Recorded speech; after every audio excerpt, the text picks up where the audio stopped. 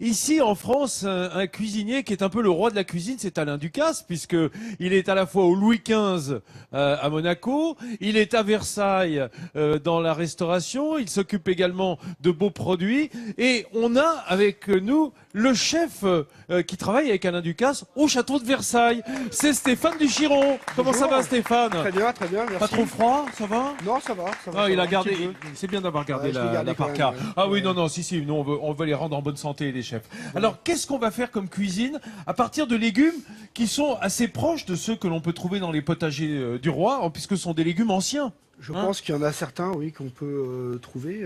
Les choux, peut-être, en ce moment. Notamment. Voilà. Et là, qu'est-ce qu'on a? On a du cerfeuil tubéreux. Voilà. Ça, c'est merveilleux, cerfeuil ça. tubéreux, donc artichaut poivrade. Ouais, qui petite poivrade. betterave. C'est un cousin du chardon, l'artichaut, Alain, hein? Complètement, un cousin direct. Un cousin direct, hein, c'est en ligne directe, c'est un cousin germain. Hein. C'est très bon.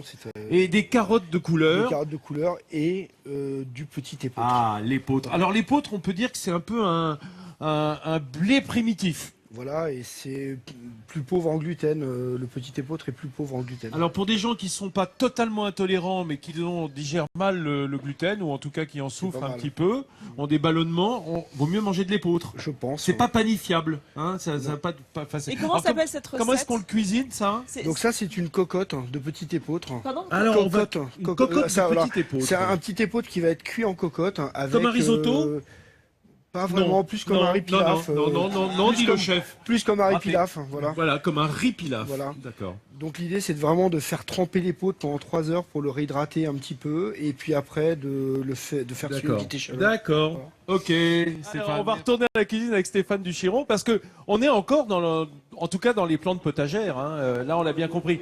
Les carottes de couleur. Alain, il faut rappeler que la carotte, elle n'est orange que assez récemment. Hein. Elle a été d'abord plutôt blanche et plutôt de couleur. Elle était blanchâtre, elle vivait dans les talus en France d'ailleurs, mais elle n'avait pas beaucoup de goût. Et ce sont les maraîchers hollandais qui, à force d'améliorer la racine, ont fait qu'elle soit orange. Mais à l'origine, effectivement, les carottes n'étaient pas oranges. Jusqu'à être l'honneur de Nantes, de Créance, de magnifiques sites à carottes.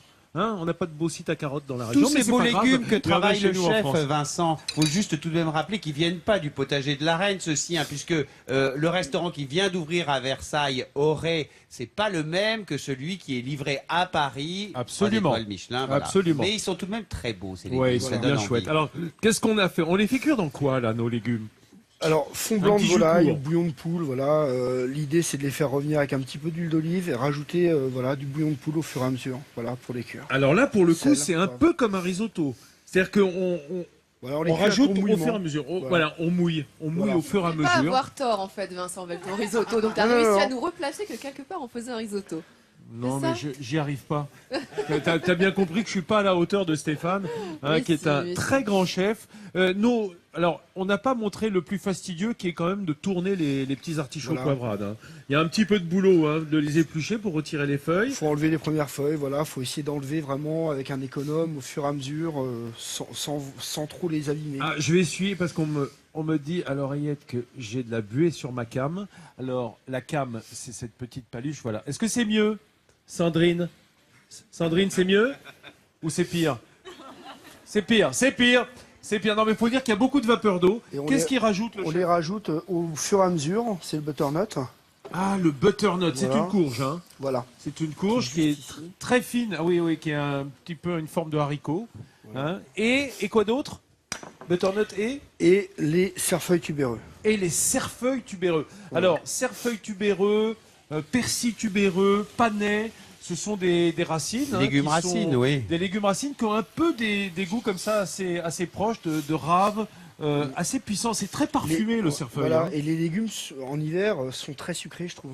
Ah oui. Voilà, que ce soit la betterave, que ce soit le cerfeuil tubéreux. Mais est-ce que c'est parce que, en définitive, c'est une réserve de glucose pour la plante, cette racine, ce tubercule? Mais complètement, et ça permet justement à la plante de résister au gel. C'est la raison pour laquelle il y a ce côté sucré. Ai-je le temps de raconter une petite anecdote Bien sûr, Alain Baraton, vous êtes là pour ça. Parce que je vois les artichauts, et nous sommes à Fontainebleau, donc un lieu cher au cœur de Marie de Médicis. Et du temps de la reine de France, eh bien les soirées où les artichauts étaient consommés, souvent dégénérait. Et on accusait le légume d'être la cause de tous ces excès. On avait même écrit une comptine à l'époque qui dit, je dis ça de tête, de mémoire, artichaut, artichaut, pour avoir le cœur et le cul au chaud. Eh bien, aujourd'hui encore, quand on mange trop d'artichaut, on ne contrôle plus ses sentiments, d'où l'expression avoir un cœur d'artichaut. Alain Baraton, le dictionnaire amoureux des jardins. Voilà le genre d'informations qu'on y trouve, bien sûr, Alain. On a eu un petit peu peur avec Nathalie sur la ferme d'histoire, en fait. Sur la chute, sur la chute de Non, l'artichaut. souvent osé. Les amis, on est à notre banquet final, notre table de midi en France, avec aujourd'hui un régime un peu végé. C'est pour faire plaisir à Hélène Gâteau. Hein. On a ce que beaucoup j'ai parlé vu. d'animaux. J'ai bien donc, vu ça, merci beaucoup. Alors, le chef Stéphane Duchiron nous a préparé cette cassolette, on peut dire une cocotte d'épeautre, qui est ce blé un peu rustique, hein, ce blé ancien, avec des petits légumes, on dit légumes oubliés, mais enfin on les a pas oubliés, nous, hein, on s'en souvient bien.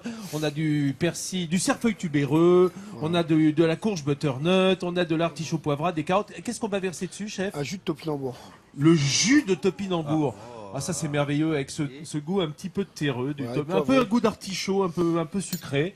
Alors, est-ce qu'on peut regarder avec Stéphane Duchiron, qui donc est cuisinier à Versailles, ça classe quand même, hein, Stéphane, top, hein. c'est Cuisinier super. à Versailles, bon, j'irai à temps perdu. Voilà. On va regarder, voilà, notre recette, elle est là, notre petit clip. Alors, une cocotte, avec quoi dedans comme matière grasse? Un peu d'huile Donc un d'olive. peu d'huile d'olive, petit épeautre, on fait revenir donc une échalote, petit épeautre, on mouille avec du fond blanc ou du bouillon de poule, Et on fait cuire à longtemps, hauteur, voilà, longtemps. au four pendant 25-30 minutes. D'accord. Et pendant ce temps-là, aussi, dans des jus courts, Voilà. on fait braiser nos petits légumes. Voilà, on fait cuire nos petits légumes à court mouillement, on les glace bien avec le jus et un peu de beurre. D'accord. Inutile de vous dire, mes chers amis, que si vous n'avez pas eu le temps de regarder la recette, parce qu'on a été un petit peu rapide, un peu succinct, il faut bien le dire, hein, mais c'est de la belle cuisine, vous la retrouvez sur france3.fr, rubrique cuisine à la recette. Elle est inscrite tous les jours pour ceux qui sont des assidus, évidemment. Si vous venez seulement de nous rejoindre, bah, vous avez raté quelque chose avec Pierre Cadéac. Vous avez raté le vol du pélican. Un truc absolument magnifique sur l'étang aux carpes. Regardez, voilà le départ du pélican sur l'étang aux carpes, sous le regard médusé des cygnes du château de Fontainebleau qui se disent oui, on a aussi nous nos réfugiés sur notre étang. On accueille en ce moment même.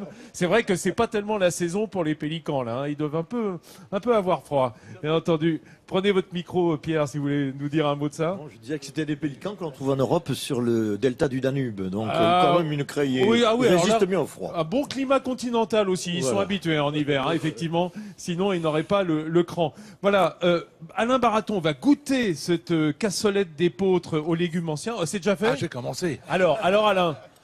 C'est une merveille. Non, mais Voilà. c'est une merveille. C'est du bonheur à l'état pur. On sent la solidarité quand même des Versaillais. Hein, on a d'un côté le chef qui officie au château de Versailles, dans son restaurant. On a le jardinier en chef. On a deux chefs, en fait. Deux chefs du château de Versailles. C'est vous les rois du domaine, en fait, hein, messieurs. C'est peut-être vrai. Absolument. Et ici, à Fontainebleau, ils sont très fiers d'avoir des Versaillais et de leur montrer quand même les beautés qui nous entourent.